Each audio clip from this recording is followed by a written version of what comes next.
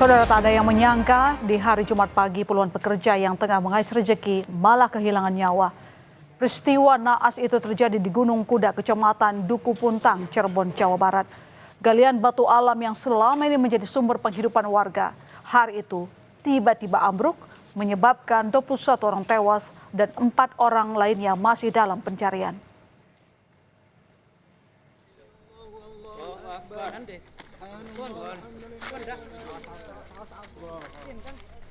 Suasana duka menyelimuti keluarga korban longsor. Sabtu malam, puluhan warga ikut mengantarkan kedua korban ke tempat peristirahatan terakhirnya di TPU Desa Cikesal, Kecamatan Gempol, Kabupaten Cirebon, Jawa Barat. Sehari-hari kedua korban bekerja sebagai kuli batu di Gunung Kuda untuk menafkahi istri dan anaknya. Kepergian para korban tentu menjadi pukulan telak bagi keluarga, sebab sebagian besar korban adalah tulang punggung bagi istri dan anaknya.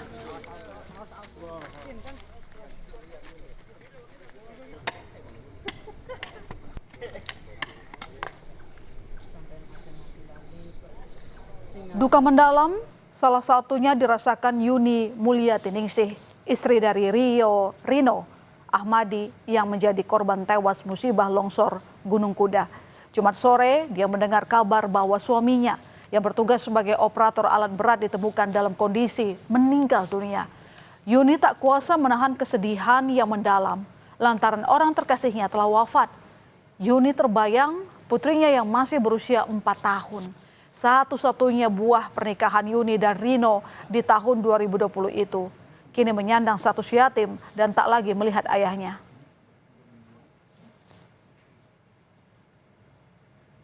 Ketemu pukul 5 sore, baru ketemu, itu langsung dibawa ke rumah sakit, tapi udah dalam kondisi udah nggak bernyawa katanya. Saya dikabarin mau maghrib itu tuh udah yang ikhlas aja, ya sudah nggak ada katanya, udah ikhlas aja, ikhlasin katanya gitu. Sementara itu, ketidakpastian nasib korban yang masih hilang membuat keluarga cemas dan bergegas ke lokasi longsor untuk mencari kerabatnya. Salah satunya adalah keluarga korban yang hilang atas nama Puji Siswanto. Mereka datang dari Blora ke lokasi longsor di Gunung Kuda, Kabupaten Cirebon untuk mencari keberadaan keluarganya. Sujiarti, kakak kandung korban, menyebut ia sempat berkomunikasi dengan adiknya malam sebelum kejadian dan berjanji akan pulang kampung ke Blora saat Idul Adha. Namun nahas, peristiwa longsor itu terjadi dan Puji Siswanto masih belum ditemukan. Ya, Bu. Usianya berarti sekarang berapa, Bu?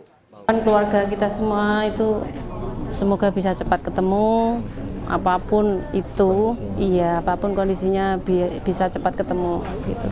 Jadi kita keluarga nggak gimana ya, rasanya agak gelo kalau nggak ketemu. Jadi kita ya tetap menunggu di sini. Ibu dari Blora jauh? Iya, dari Blora, keluarga Blora ke sini semua, nggak ada yang ketinggalan. Petaka tambang longsor bak mimpi buruk bagi keluarga para korban. Suami, anak, kakak, ayah yang hari itu berpamitan untuk bekerja ternyata tak pernah pulang lagi.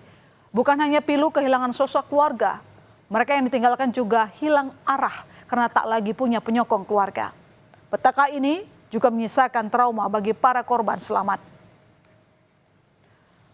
Junanta adalah satu-satunya dari 4 operator alat berat di tengah reruntuhan yang selamat. Junanta berharap segera pulih dan dapat kerja setelah lokasi ini ditutup. Junanta menceritakan kejadian duka itu terjadi sangat cepat. Seketika material bebatuan dari ketinggian sekitar 50 meter ambruk dan menimbun seluruh mobil truk, operator, dan orang-orang di sekitar lokasi. Beruntung bagi Junanta, material yang jatuh di sekitarnya tidak banyak. Di saat yang sama, dia juga terlindung dari batu besar yang berada di sampingnya. Junanta yang panik langsung keluar mobil dan langsung melarikan diri. Dia tak sanggup melihat musibah itu yang menimpa banyak korban tersebut. Ya paling berapa, enggak sampai 10 detik lah. Orang cepat banget langsung set. Timba tuh udah masuk semua, kaca nih udah mepet saya. Sampai saya ngelepasin kaki aja susah. Udah kena langsung buka pintu, langsung loncat lari. Lihat anak-anak beko udah pada nggak ada semua, saya udah nggak tahu, nggak sadar lah. Udah lihat beko udah hilang semua. Di tengah musibah besar tersebut ternyata masih ada sedikit keajaiban. Salah satu korban longsor, Tariana, berhasil selamat setelah terjebak di dalam truk yang tertimbun longsor selama hampir setengah jam. Tariana melarikan diri ke dalam truk begitu melihat longsor. Namun longsoran tambang lebih cepat dari perkiraannya dan menimbun truk tersebut. Tariana selamat setelah berhasil menghubungi rekannya via telepon seluler saat terjebak. Ia akhirnya berhasil diselamatkan dengan mengeluarkannya dari truk yang tertimbun longsor. Longsor ya, Bapak ada di mana posisi? Ada di dalam mobil, Pak. Ada di dalam Masuk, mobil. dia lari ke dalam mobil. Terus tertimbun mobilnya? Tertimbunnya selama 30 menit saya nelpon teman supaya saya masih hidup, tolong bantuin saya kejepit. Oh, di dalam longsoran itu sempat? Iya, di dalam mobil, Pak. Terus gimana, Pak? Ceritain terus. Nah, terus langsung teman saya nyariin, pakai dongkrak nggak bisa, pakai Manual. pipa, pakai manual pipa bisa. Setelah saya dibegokin baru bisa keluar saya, Pak. Oh, sempat kejepit berarti di Iya, situ. kejepit, Pak. Insiden memilukan di Gunung Kuda jadi bukti lemahnya tata kelola dan pengawasan kegiatan tambang di sana. 21 nyawa melayang akibat longsor di galian tambang. Ini bukan perkara angka, sebab tiada kerja seharga nyawa. Tapi petaka tambang ini telah merenggut para tulang punggung keluarga.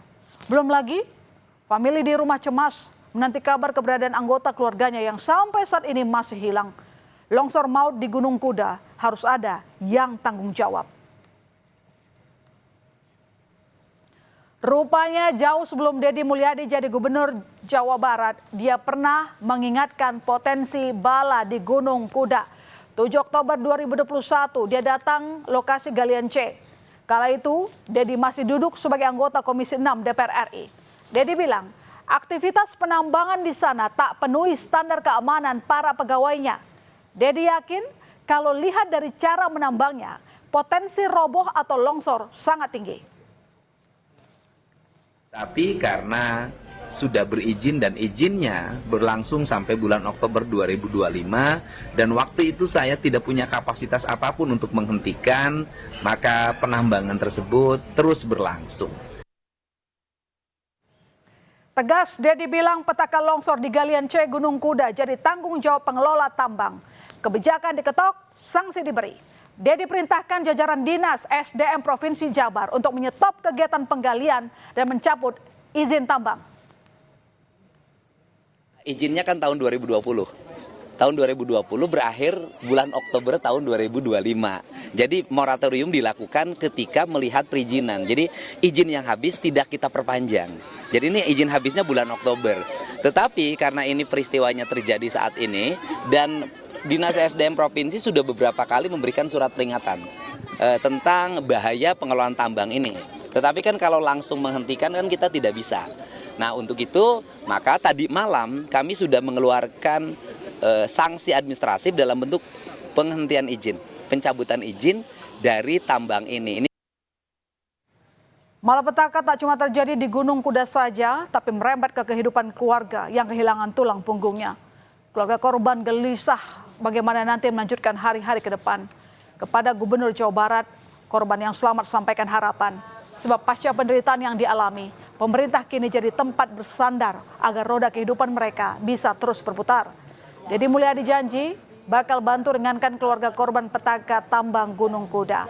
Mereka tak bakal ditinggal sendirian. Anak-anak yang di bawah umur, baik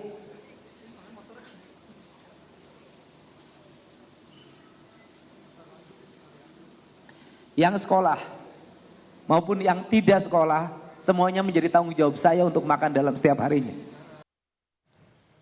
Ya, sudah tahu dilarang tapi masih ngotot melakukan aktivitas pertambangan.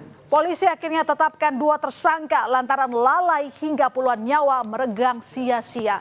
Banyak keluarga jadi kehilangan sandaran hidupnya. Regulasi pertambangan dan pengawasan ekstra ketat mesti serius diterapkan. Mau sampai kapan? Nyawa pekerja diobral demi kejar profit tinggi tanpa peduli pada aspek keselamatan dan kesehatan kerja.